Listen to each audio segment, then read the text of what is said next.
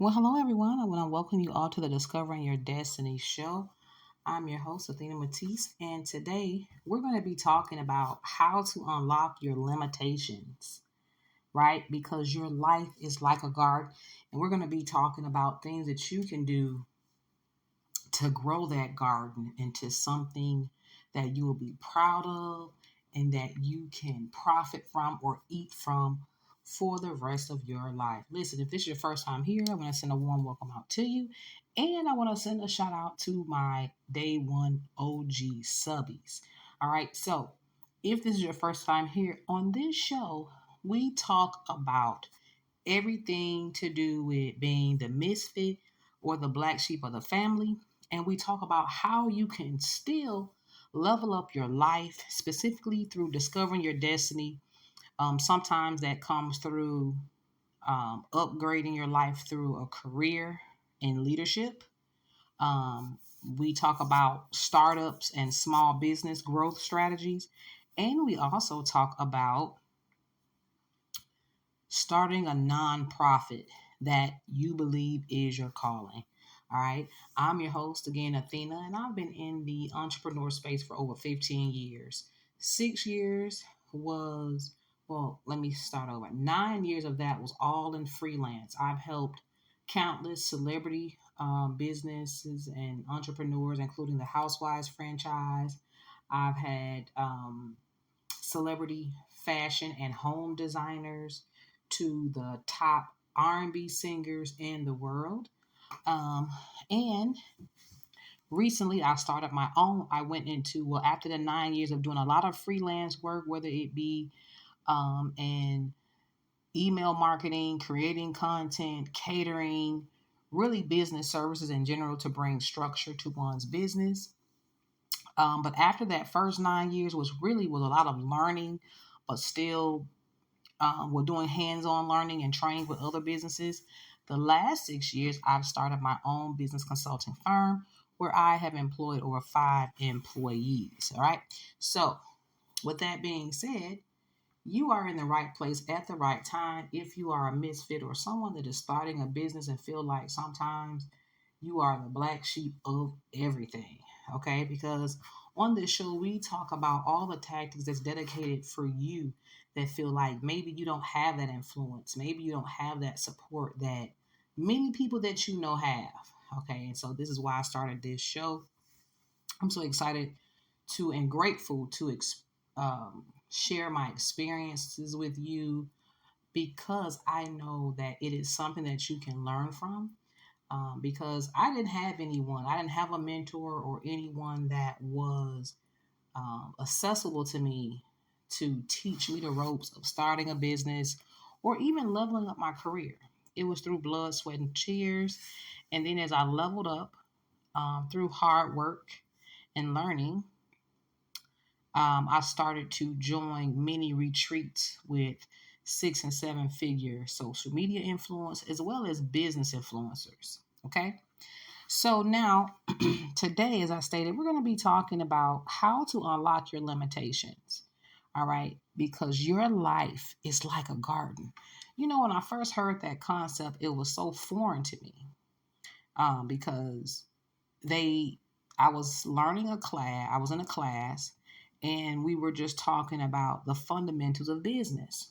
And the first thing the teacher said was, imagine your business as a garden. And he said that when you imagine your business or your life as a garden, that means you have to purposefully sow the seeds. There's multiple steps, but you have to have intention to have a particular crop that you want, right? So if you want residual income seed, you have to sow those type of seeds, right? If you want a fruitful relationship, if you want good relationship, you have to sow those seeds. And so when he started talking about that and breaking things down, it was a game changer because here's the deal. Even if you didn't know anything about gardening, farming, or agriculture, just thinking about it in general gives you a paradigm shift Because if you think of anything as a garden, the first thing you think about is, I have to sow a seed, right? I have to sow a seed. And then if you don't know anything else, you might say, I know I'll have to water the seed, right? So today we're gonna dig deep into what exactly that means and how that can be the keys to you unlocking your limitations. Right? Now some of you might say, well, how do you know I have limitations? Well, here's the deal. When you grow up, if you are a misfit or the black sheep of the family, there are certain things that have been dropped in your lap or that you have inherited that you didn't ask for, right?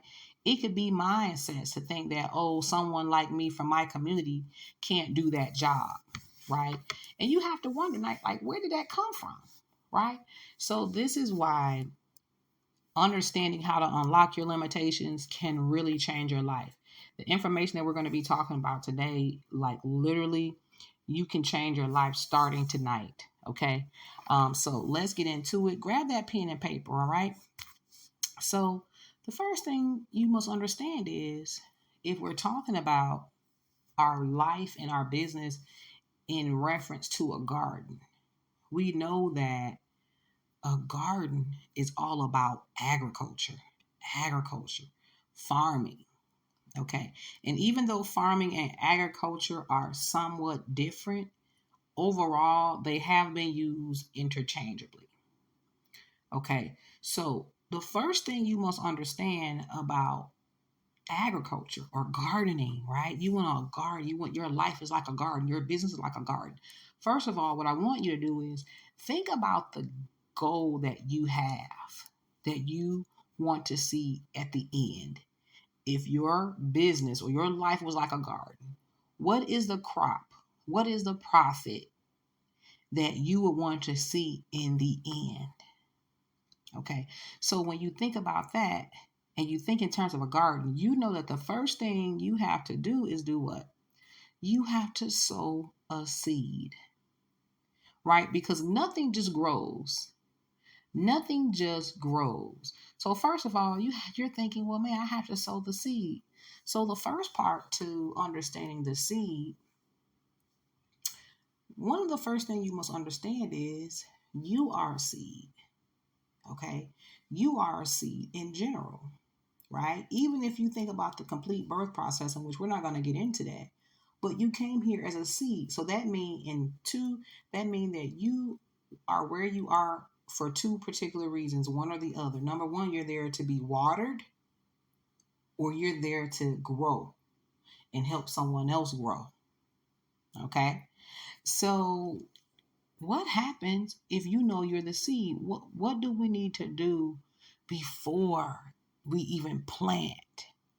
Well, first of all, when you think about the crop that you want, do you know something that I've observed about farmers? Many of you may or may not know, I actually spent a lot of time on a farm growing up. It was called the Bullocks Farm.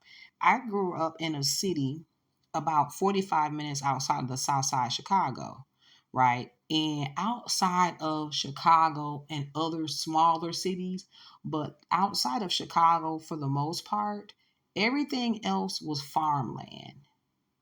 Okay, it would have a few, you know, cities here and there, but for the most part, it was farmland. And I grew up on a farm. And one of the first things, okay, excuse me, I didn't grow up on a farm, but I grew up in that environment of the farm, number one. And number two, my grandmother raised me, so she had a garden in the back. So here's the first thing that I observed about farming, right? When we're talking about sowing seeds, before you even sow yourself in seed as a seed or sow your money, right? Anything that you expect profit or return of interest from is a seed. So yourself, right? Because you don't want to invest your life and time into a job that's worthless. Why? Because you are a seed and you're looking for a return of investment. So the first thing that I realized in gardening and farming was that they would prep the soil. They would do soil tests. right? That's the first thing. Before they even invested their seed, their life, their money, their time, they tested the soil. Why? Because the soil must be conducive to the crop that you want. Okay, the soil must be conducive to the crop that you want. So, for an example, if you want a particular, let's say for instance, if you just want a potato seed, right? Potato seeds, you might just, let's say if you want a potato seed and you just sprinkle the seed over the dirt. You might not get the crop you want. Why? Because it was not conducive to the crop that you wanted, right? That means maybe the seed need to be a little bit more deeper into the dirt. Maybe you had to work on that dirt. So that means you have to identify to make sure that the soil is in the right is in the right condition to give you the crop that you want. All right. So let's talk about conditions because right now we're talking about crops and gardening as conditions, right? Because that could be a limitation on the crop you get. So, for an example, if you just threw the seed, your potato seed or your corn seed on top of the dirt, just because of the way God or the Creator set up laws of nature, if you sow a seed, you're going to get something back, right? And it could be a little bitty sprout bud, and it may not even grow a lot. But just because of the laws of nature, you're going to get something back. But here's what you must understand. When you think about your life, that seed may not come up. It may not blossom to full potential. Why? Because the conditioning, yes, was not right. So there's two different types of conditioning to make sure before you even get started with your crops and your seeding and your planting and your gardening, you want to make sure the conditions are right. So here's the two conditions, the two types of conditioning that holds us back as far as blocking and locking our limitations. Number one is environmental conditioning, right? Just like your crops. What do I mean by environmental conditionings? Environmental conditionings pretty much means you are a product of your environment, right? Just right off the bat, you're a product of your environment. And here's the thing. Let's say, for instance, if you're from like a really hard hood, a ghetto, right? And you made it out. You went all the way up. You were valedictorian from Harvard or Yale, right? To do that, you literally had to use agriculture to become that person to go to Yale. Why? Because we know in the hood, they're not producing people that go to Yale. It has to be in the person already, and then they cultivate the environment that they want. So the first part is your environmental conditioning, right? You have to think about the things that you surround yourself with. Now, sometimes we're born in certain conditions and we can't help it. But then when we get the opportunity to change our environment, we do so, right? Even if you just go in your room. Like as a kid, I remember growing up in the ghetto, I would go in my room. I would make vision boards at a young age out of the JCPenney catalogs. And I would just cut out pictures. Any kind of magazine that I can get my hands on. I remember the DuPont Registry magazine. I love that magazine. Why? Because that magazine had the Rolls Royce in it, the Bentleys, the Rolex watches, everything that you could have access to, right? If you had that upper level of living. So I would take these pictures and cut them out and put them on poster boards. And I would go in this extra room that we had and I would just take a nap or just close my eyes. Listen, I would put water, wavy music on. I've always loved naturescape type of sounds. I would put that on and just imagine myself on a waterfront property and just living a different life, right? So in the beginning, your environmental conditioning, that might be what you have to do. Or even as an adult, right? Maybe we're adults and we can do what we want to do. So maybe you can't afford to stay in a certain area, but you visit there. Maybe you grocery shop there. Okay. It's all about environmental conditioning because when you put yourself in a place where you want to be Even if you are not all the way there, at some point you'll transition. Okay. So the next part of it is genetic conditioning. This one is even bigger than environmental conditioning because genetic conditioning are conditions that are passed down through the family, right? Things that you didn't even ask for. You know what I'm saying? So, for an example, have you ever wondered why certain families have certain superstitions, right? Like in my community, they eat black eyed peas and at the beginning of the year. And it's like, why are we doing this? They say it's good luck, but why? Who started this? Right? So that's a genetic conditioning, something that was passed down. You don't know why, how, you don't even understand it. Right? Some people are like, don't sweep my feet with the broom. That's genetic conditioning. Here's another example of genetic conditioning. Let's say, for an example, when you go to the doctor, the first thing they ask you is what? Do your family have a history of certain things? Why? Because that is genetic conditioning. Let's move on with genetic conditioning. Let's go deeper. First of all, do you have, or maybe you have a genetic conditioning of where you feel like because you're a certain race or ethnic background or religious background, you can't have a good life, right? I hear a lot of people, like for me, I come from a very religious background, and for a long time, they used to say, money is evil, and you know, um, you shouldn't want to be wealthy. But then, when I realized that if you don't have wealth and riches, how can you help other people, right? And when I realized that, I said, man, this is genetic conditioning. Okay. So you have to get to the point where you're at least starting to identify those things.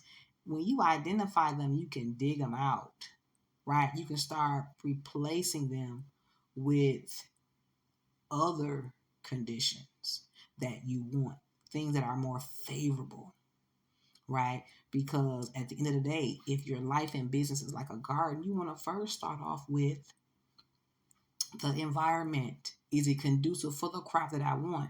The genetic conditioning is like self-talk. Your thing that you're telling yourself that you know you are grateful for, things that you know you can get, right? In opposing to what people have told you in the past or whatever was passed down.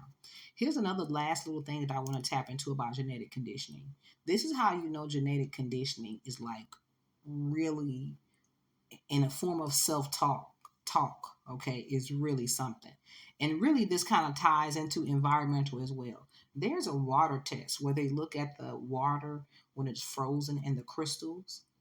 And when the water is in a condition where it's loved and nice things are being said, when it gets to the next page, like to the next stage, when it's frozen over, or when they look at the under the scale, the crystals are completely different when you compare it to being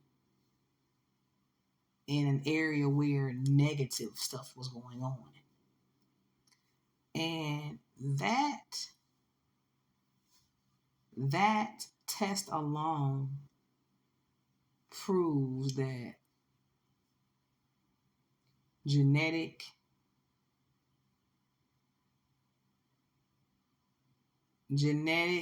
and environmental conditioning is very important.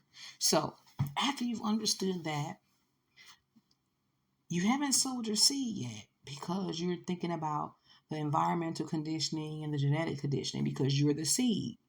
You know the crop that you want. Here is the other thing that I realize about farmers. This is the second thing. They plant for way more than what they're expecting back, right? They plant for way more than what they're expecting back. Why? Because number one, it's bigger than what you think. It's bigger than what you think. You have to start thinking on a larger scale. Why? Because as the misfit and as a underdog, when you think about everything you went through, think about all the challenges you went through. That alone is an indicator of the large crop that you should be expecting, right? If you get there. Sometimes I truly believe that all the challenges you have is a key indicating factor that you have something large out there. You have a huge crop that you need to get to. But like a garden, you have to make sure that you are continuing to do the right things to get to that, to finally get to that final stage, which is the harvesting of your garden. Okay, so you understand your environmental and conditionings, right? Because you want to make sure the soil is ready for you being the seed. Then you start thinking this thing is going to be bigger than what I think. So that simply says be prepared to give more than what you're expecting, because you're going to get back way more than what you thought it was, right? But here's the other thing. When you think in terms of bigger than you think, I always tell my clients and my students that if you shoot for the stars, even if you land, even if you miss, you'll land on the moon, right? Because when you plant for a crop way bigger than what you're expecting, people can come, the coyotes, they can come steal it. You can have a bug infestation and all of those things that happens in gardens and doing farming and agriculture. But you will still have a good crop. You'll still have a good harvest. So this is why you must understand it's bigger than you think. Okay. Next, now that you're ready, you've prepped the soil, right? Because you know that most of the time you gotta go deep. You can't just throw your seed on the surface level because people will come steal your seed. Right? Think about all the people that just come because they're attracted to your light and they just come like a succubus. Right? But when it's time to go deep, only people that are seeking deep will go deep beneath the soil. Here's the other thing about when you go deep with your seed. It generates root. And a lot of people don't talk about the root, but the root is a foundation. And when you have a deep foundation, people, the storm can't just come and just throw you away. Heavy rains will come, storms will come, just like in life. All of that will come. But guess what? You will not be moved because you went deep. All right. So now after you have went deep with sowing your seed, the next step is you have to think about adding the fertilization. Right? Adding fertilization. What is fertilization? Fertilization is saying, okay, when I checked for my environment, maybe my environment is not conducive to what I need. So I'm going to go in different areas on purpose. That's how you know that this is how you add fertilization. You go around people that are on a level higher than you and you allow them to feed into your life. They pour into your life, I should say. They pour into your life and they give you motivation, inspiration, encouragement, everything that you need to make sure your seed is strengthening itself and will grow to full potential. Okay. After that, you have the irrigation. Irrigation is all about watering the soil. You know, when you water the soil, this is all about being in a systematic manner of what you're doing, right? Because you don't want to over water your seed, right? So what you do is now that you understand about the fertilization and where you get the fertilization from, now you understand about the irrigation and how you need to be watered, right? you need to be watered, not overwatered, not flooded, but you need a certain amount of water to grow and to quench your thirst. Because as a seed, when you want to grow, you need to continue to be around people that pour into you. See, the fertilizing side to it is you've identified those people. Now to water that, because you need to get it on a continuous basis. It's not you go get fertilizer and get those things one time. The irrigation means you need a flow of that. And so it might come from more than one person, but you need to systematically continue to put yourself in those right environments so that your seed continue to be watered. Why? Because when you continue to go around people that take from you, they absorb your knowledge, they absorb your energy, and some of them even leeching from you. And it's always that you're pouring it into other people. What happened? You dry out, just like a plant. When a plant is not getting watered, what happened? Leaves start to fall off. It gets brown.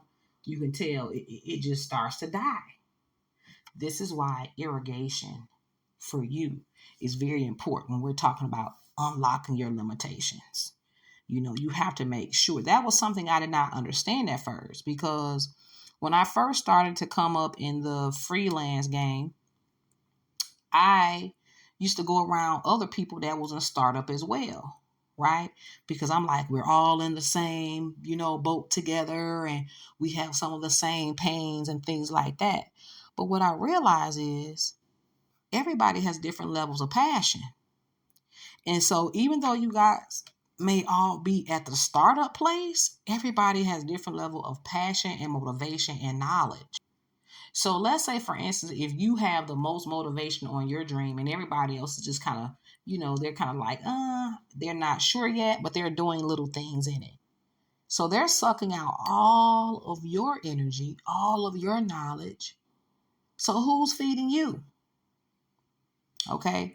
So this is why I started to understand about really getting to that place of, for the irrigation, making sure that you have a steady flow of people that are watering your seed, whether it be with knowledge or money. Because here's another thing: sometimes you can roll with people that's on the same page as you, and the whole time they're jealous of your motivation level. They're jealous of your ambition level. I've seen it so many times. I've discerned it so many times. It would be people that had way more than I did. They would still have a spirit of envious. And one thing I was talking about, discerning different spirits and energy, and we're going to talk about that. Energy don't lie.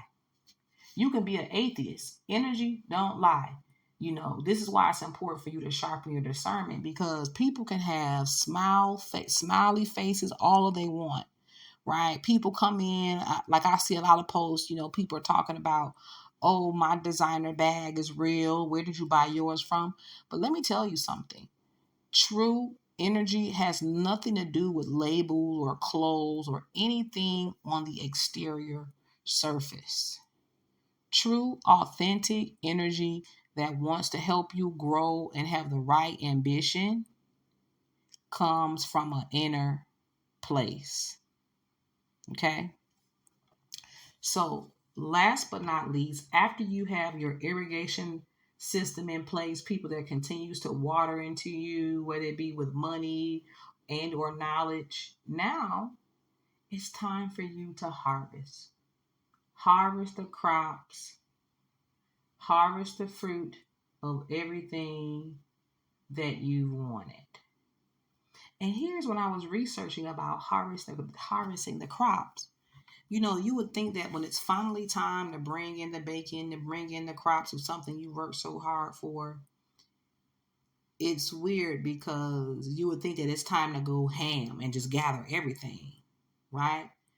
But even in that instance, you still have to be careful about gathering your crops. Why? Because at the same time that your crop is growing, weeds are coming up with it, right? This is why also in the farming, they continue to prune, they cut back on the weeds, right? They continue to cut back on the weeds because you added that fertilization. So just in life, with good and bad by itself, you can't get more good. You can't get more crops without getting more weeds and thickets and thorns. This is why the pruning is also a part of the harvesting. Right before it's time to get what you need, you want to cut back the crap. That's so that you know what you really have. Because some people look like they got a lot of stuff, but if you was to cut back the fluff, you'll be like, where's the crops? That was one thing that I realized earlier on working with a lot of celebrity clients. They look like they got the money. They look like they really have it going on to an A-list level, right? They got the influence, right? They're married. They have these cars. They have all of this stuff. But when you cut back to the prune to see if they have the business and structure in order and, they have the right spirit, are they reaching out to the right people? Do they have the money to pay their vendors? They talk about quality, but do they have quality in behind the scenes? And when you come to find out that they don't, see, you're coming in because you see them on a high level. You come in with your high standards. And once you get in the background, you see that there has not been anybody watering the soil, no one that's been pruning back all of the weeds, right? They're just watering, they're just planting seeds and adding fertilizer, right? Because they have influence. They can be around people that make them look like they're doing things until you come in as a freelancer or you may go into a job, right? That's why they say when you're at the job interview, it's like the first date. And when you get the job, it's like you're married. Why? Because when you finally get the job, you can see the behind the scenes. You can see behind the glitz and the glam and see what's really going on. And that's when you can make a determining factor. Is my harvest going to be worth it? Right? But at the same time, just for you, yourself, and your business, you can understand that this is the thing that it takes for you to harvest the correct seed, the correct crop that you want in your life. This is what it takes to unlock your limitations. Okay, we always hear about people, oh, they got potential. They got potential right there. Well, that's great. We all have potential. But what are you doing to sprout and expand that potential? Right? You can have great, you remember all those different basketball players and NBA stars from the high school and from the hood? They all had potential, right? But did they go deep enough? Did they go to the gym enough? Did they sow? Did they add the fertilization to their soil and their seed? Right? Did they do the things they needed to do to continue to go up, up, up till they got to the NBA and to see, well, now it's time for me to get the fruits of my labor. Now it's time for me to harvest my soil. And here's the thing, guys, even with that path, let's say, for instance, if they did everything right and they still ended up not joining the NBA, here's the thing. When you shoot for the moon, like this is why I said, when you go bigger, when you think bigger than what your main expectations and objectives are, meaning when you shoot for the moon, you still on the stars. So listen, let's say, for instance, if you wanted to be an NBA star and you never got drafted, well, just because you sowed all of those right seeds, you can still be a coach to the people that want to aspire to do those things because you'll be able to tell them what you didn't do right. Right? Maybe there's some things that you didn't do correctly. Right? But here's the other thing. You could still end up being involved in the league just in a different manner. Right? Because a lot of times we think our life purpose is one thing, and that one thing that we thought it was, most of the time it's us right. So this is why it is important to look at yourself as a seed, right? Think about everything you've been through so that you can completely unlock your limitations. I want to challenge you. Start looking at any and everything that you want to see results and growth in. Start thinking of it like a garden. Even relationships. If I want this one thing here, let me look at myself, right? What kind of seed am I? What type of environmental conditioning? What type of genetic condition? So I was listening to a program today, and they were talking about environmental conditioning with people that want to be married. And they said, what if you was around a family of women that always argued and complained with their men? Right? Then they started talking about, as a man and you wanted to be a husband, what if the only thing you seen was men in your life be very abusive and womanizers, right? So you have to think about your life as a garden, and whatever the crop that you want, whatever the crop is that you want, just take these steps that we just discussed, right? And start to getting things in order that will be conducive to the crop that you want, to the harvest that you want. Okay. Well, listen, I want to thank you so much for listening today. If you enjoyed this broadcast, hit that likes button and don't forget to share the video as well. Leave me some comments in there down below and let me know what's your thoughts and about unlocking your limitations. Let me know what you feel is holding you back. Is it your environment? Is it the support level? Um, do you feel like you don't have enough people pouring into you? Do you not have an irrigation system where you have a continuous amount of input and flow into your life? Leave some comments down below, and let's get you to the next level, because I truly believe we're in a time where if you unlock your limitations, man, you are going to get the surprise of your life, because right now there is a wealth transfer from the people that will always last will be first. And I truly believe if you position yourself for this wealth transfer, there is nothing that can stop you. Okay? Well, listen, I want to thank you so much again for tuning in. I'm your host, Athena Matisse. And until next time, continue to discover your destiny. Take care.